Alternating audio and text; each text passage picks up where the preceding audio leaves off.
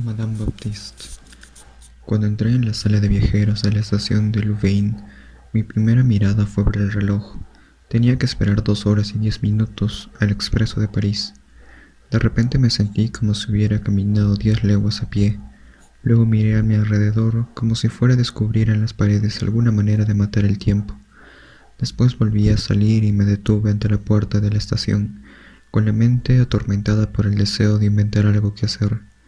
La calle, especie de bulevar plantado con delgadas acacias, entre dos hileras de casas desiguales y diferentes, casas de ciudad pequeña, subía una especie de colina, y al final de todo se distinguían árboles, como si desembocara en un parque. De vez en cuando un gato cruzaba la calzada, saltando los arroyos con delicadeza. Un gozque apresurado olía el pie de todos los árboles, buscando desperdicios de cocina. Yo no veía a ningún hombre. Un sombrío desaliento me invadió.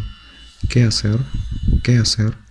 Ya estaba pensando en la interminable e inevitable sesión en el pequeño café del ferrocarril, ante una jarra de cerveza imbebible y el ilegible periódico del lugar, cuando vi un cortejo fúnebre que salía de una calle lateral para adentrarse en la que yo estaba.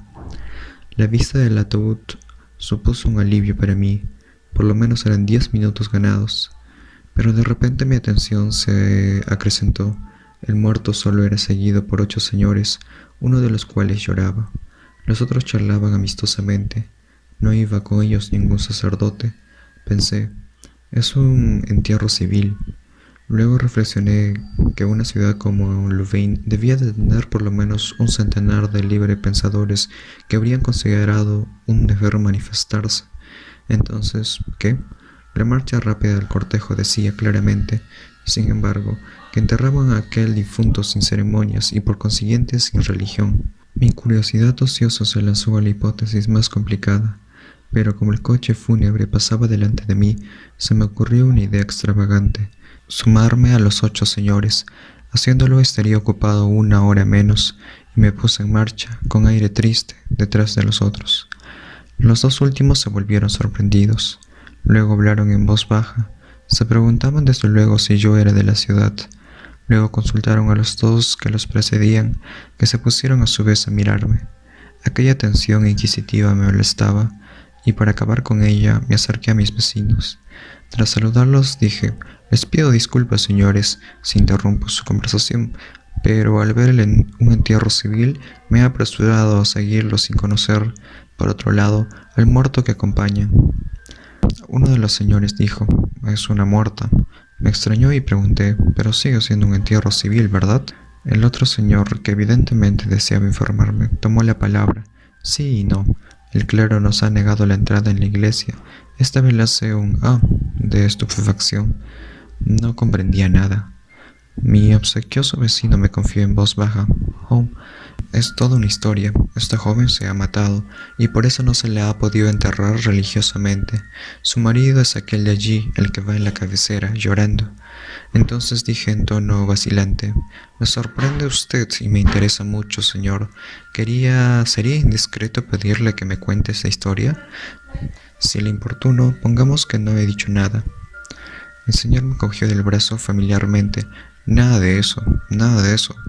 Venga, quedémonos algo rezagados. Voy a contárselo. Es muy triste. Tenemos tiempo antes de llegar al cementerio, cuyos árboles pueden ver allá arriba, porque la cuesta es pronunciada». Y empezó: «Ha de saber que esta joven, Paul Helmut, era hija de un rico comerciante de la región, el señor Fontanelle. Siendo muy niña, a los 11 años, tuvo una aventura terrible. Un criado la mancilló. Estuvo a punto de morir, desgraciada por aquel miserable a quien su brutalidad denunció. Tuvo lugar un proceso espantoso que reveló que desde hacía 3 meses la pobre mártir era víctima de las vergonzosas prácticas de aquel bestia. El hombre fue condenado a trabajos forzados a perpetuidad. La niña creció, marcada por la infamia, aislada, sin amigas, sin recibir apenas un beso de las personas mayores que habrían creído mancharse los labios tocando su frente. Para la ciudad se había vuelto una especie de monstruo, de fenómeno. Se decía en voz baja: «Ya sabe, la pequeña Fontanelle». En la calle todos se volvían cuando ella pasaba, ni siquiera podían encontrarse criadas para llevarla al paseo, y las sirvientas de las otras familias se mantenían apartadas, como si un contagio hubiera emanado de la niña para infectar a cuantos se le acercaban. Era lamentable ver a la pobre pequeña en los lugares a los que van a jugar los chiquillos todas las tardes. Se quedaba completamente sola, de pie junto a su criada, mirando con aire triste a los otros críos que se divertían. A veces, cediendo un irresistible deseo de mezclarse con los niños, avanzaba tímidamente, con gestos temerosos, y entraba en un grupo con paso furtivo, como consciente de su dignidad. Y entonces, desde todos los bancos acudían enseguida las madres, las criadas, las tías, que cogían de la mano a las niñitas confiadas a su guarda y las arrastraban brutalmente. La pequeña Fontanelle se quedaba sola, desesperada, sin comprender, y se echaba a llorar con el corazón partido de pena. Luego corría a esconder el rostro, sollozando, en el delantal de su criada. Creció, fue todavía peor. Las muchachas se alejaban de ella como de una pestada. Piense, pues, que aquella joven ya no tenía nada que aprender, nada, que ya no tenía derecho a la simbólica flor de azahar, que había descubierto, casi antes de saber leer, el temible misterio de las madres solo dejan adivinar apenas y temblando la noche de bodas. Cuando pasaba por la calle, acompañada por su institutriz, como si lo hubieran vigilado por el temor incesante de alguna nueva y terrible aventura. Cuando pasaba por la calle, con los ojos siempre en el suelo bajo la vergüenza misteriosa que sentía pesar sobre ella, las demás chicas, menos ingenuas de lo que se piensa, cuchicheaban mirándole de manera taimada, con risitas burlonas, y apartaban enseguida la cabeza con aire distraído, si por casualidad ella las miraba. Apenas la saludaban, solo algunos hombres se descubrían, las madres fingían no haberla visto, algunos pequeños mirones la llamaban Madame Baptiste, por el nombre del criado que la había ultrajado y deshonrado. Nadie conocía las torturas secretas de su alma, porque apenas hablaba y no se reía nunca. Hasta sus propios padres parecían molestos ante ella, como si eternamente le guardaran resentimiento por alguna falta irreparable. Un hombre honrado no estrecharía con gusto la mano de un presidiario liberado, ¿verdad? Aunque ese presidiario fuera su hijo. El señor y la señora Fontanelle consideraban a su hija como hubieran considerado a un hijo que saliese de presidio. Era bonita y pálida, alta y delgada, distinguida. De no ser por ese lance, señor, me habría gustado mucho. Pero cuando tuvimos un nuevo subprefecto, hace ahora 18 meses, trajo consigo a su secretario particular, un joven raro, que al parecer había vivido en los ambientes del barrio latino. Vio a Amel Fontanelle y se enamoró.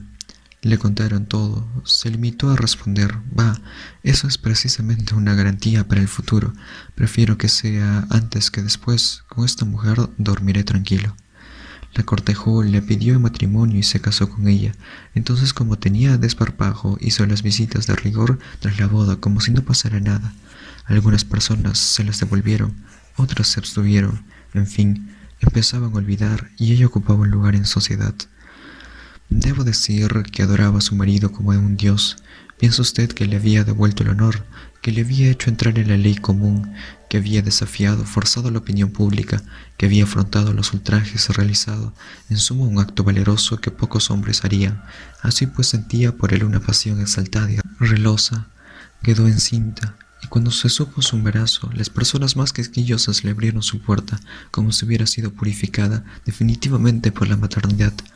Es raro, pero así es.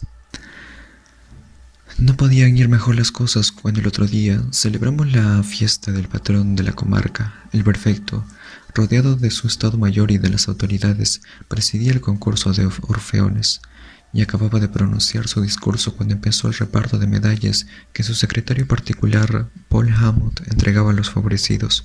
Como usted sabe, en estas cosas siempre hay envidias y rivalidades que hacen perder la compostura a la gente. Todas las damas de la ciudad estaban allí en el estrado.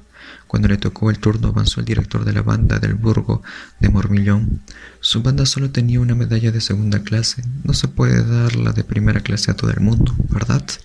Cuando el secretario particular le entregó su emblema, aquel hombre se lo tiró a la cara gritando: «Puedes quedarte tu medalla para Baptiste. Le debes incluso una de primera clase igual que a mí». Había allí un montón de gente que se echó a reír.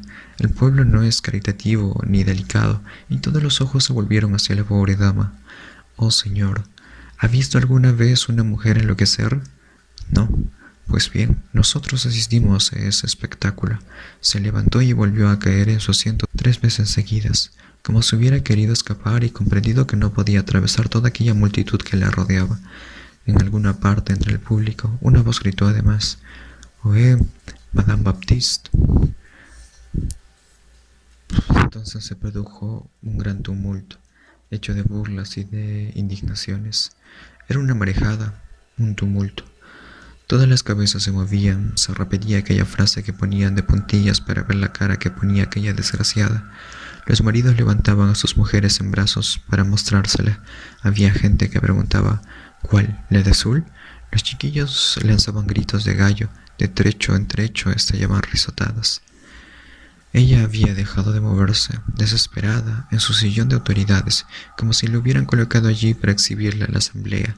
No podía ni desaparecer, ni moverse, ni ocultar su rostro.